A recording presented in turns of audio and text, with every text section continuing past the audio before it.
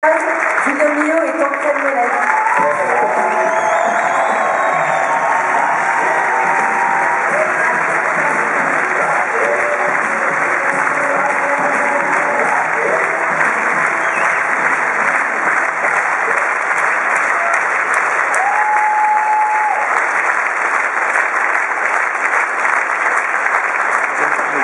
Là, on l'entend, c'est vraiment énorme. Je crois que voilà, c'est juste magique. Merci d'abord. Et ensuite, Julien, on sait que tu as commencé la highline en 2008 apparemment. Genre les premières highlines, elles auraient été tendues en France seulement en 2008, donc c'est très récent. Et toi, comment tu as fait pour t'y mettre? Qu'est-ce qui t'a donné envie d'aller te mettre à 400 mètres de haut sur une sangle? Moi, j'ai commencé l'escalade en 2006 peut-être, donc à 25 ans. Et tout de suite, le vide, ça m'a plu, parce que je suis originaire d'une région plate. Je ne sais pas pourquoi, il y avait un truc qui me manquait. Et là, avec la highline, j'ai vraiment trouvé le vide total, quoi.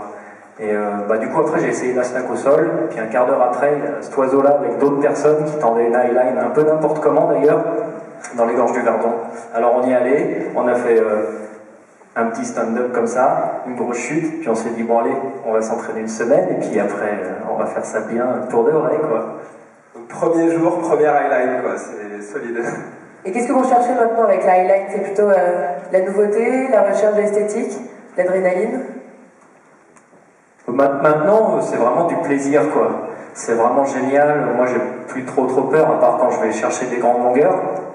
C'est vraiment du plaisir. Avec la baseline, on joue un jeu un peu plus sérieux, avec le solo aussi, mais avant tout, c'est vraiment la motivation liée au plaisir, quoi. Et Tancred, à quel moment tu te dis je fais du base jump, je fais de la highline, je fais de la baseline? Le matin. Tu te lèves et tu te dis allez hop. Non, c'est la recherche de la combinaison d'activités en fait, parce que c'est vrai qu'on traverse des lignes, donc une fois qu'on a traversé des lignes, on se dit bon il n'y a plus de challenge, voilà, on y est arrivé.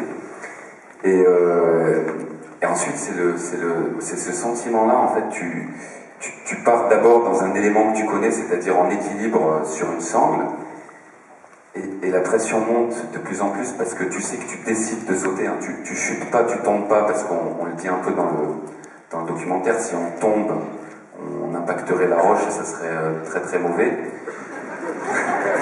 À quel point? Et donc voilà, la pression monte et tu vois, tu essaies de te calmer, des fois c'est trop, donc tu cries et tu agrippes la sangle, tu retournes sur le bord et tu te reconcentres, tu recommences, et voilà, et là t'as la banane qui commence à venir quand tu vois que tu vas passer à l'endroit où tu vas sauter, parce que c'est la combinaison en fait qui est magique, c'est ça qui est esthétique. Et alors, au niveau du solo, alors qu'est-ce qui se passe après? Parce que là, dans le film, on voit Bernard qui fait un solo. Déjà, est-ce que vous y êtes mis depuis le solo? Et du coup, t'as quoi dans la tête quand tu fais du solo?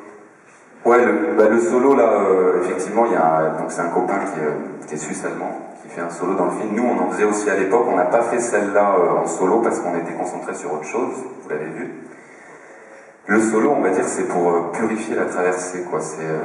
Tu traverses avec un leash, t'as pas de problème, t'as pas de peur, t'enlèves le leash, t'as peur. Donc en fait, c'est réussir à être totalement maître de son esprit et de son corps. C'est une sorte de transe ou de méditation, quoi. C'est fort comme même.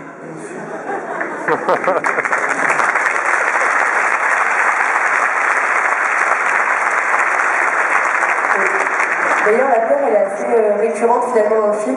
Et d'ailleurs, Seb t'ouvre le film avec la phrase de Tancred, la peur, elle est toujours présente. Est-ce que toi aussi, derrière la caméra, t'as peur? Non, moi j'ai cette chance, lorsque je filme, de ne pas être vraiment là. En fait, je pense ouverture focale, cadrage, etc. Et c'est vrai que je vis les choses à moitié. Donc, en fait, c'est une mauvaise réponse. Enfin, c'est une réponse en partie, ça. La vérité, c'est que je leur fais complètement confiance. Et au-delà de gens qui prennent des risques, qui sont des kamikazes, c'est des gens qui sont très posés, qui font pas des choses... Je filme avec beaucoup d'athlètes et c'est vrai que des fois on me dit mais l'athlète n'a pas peur qu'il en fasse trop pour la caméra, et c'est une vraie question, et je pense qu'il faut choisir avec les gens avec lesquels on filme. Et moi j'ai cette chance d'avoir des gens qui sont complètement posés, qui font des choses folles mais qui sont très réfléchis en fait. Donc t'as pas peur? Non.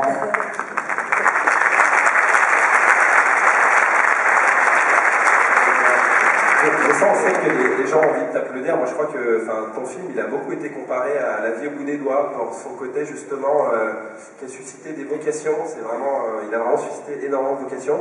Et est-ce que c'est quelque chose que tu recherches à la fois en tant que vidéaste, en tant que quelqu'un qui va montrer des sports nouveaux? Est-ce que c'est quelque chose que tu essayes de pousser? Non, moi, très honnêtement, j'ai pas voulu susciter des vocations pour le sport. Par contre, j'ai reçu des centaines de messages me disant que ce docu, qui est parfaitement imparfait, pour moi, c'est très dur de le regarder 18 mois après, parce que je vois énormément d'imperfections, que ce soit au niveau du son et l'image. Par contre, les gens me disent, on a beaucoup aimé parce qu'on a le sentiment d'être avec vous. Donc, dans les imperfections, dans les choses qui sont vraiment pas abouties, on a quand même l'impression d'être avec eux, de vivre les choses à l'instant, parce que rien n'est écrit, rien n'est prévu, rien n'est scripté. Et je pense que c'est la force de ce docu, c'est qu'il est parfaitement improvisé, il a été filmé sur 5 jours, et je ne pensais pas un jour qu'en sortant d'un boîtier photo et d'un portable dans le coin du salon, j'allais me retrouver ici ce soir. C'est ça la magie.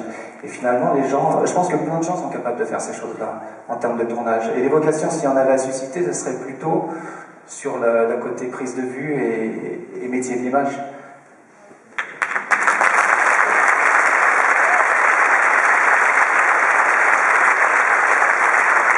Merci vraiment Seb. En tout cas, effectivement, le film qui va suivre après l'Anthrax, c'est Natenko, et les réalisateurs m'ont confié qu'ils étaient vraiment des grands adeptes de ton travail. Donc vous pourrez regarder un petit peu la filiation après, quelque part, avec Seb, qui vraiment, effectivement, est devenu vraiment une référence. Donc merci Seb d'être là avec nous ce soir.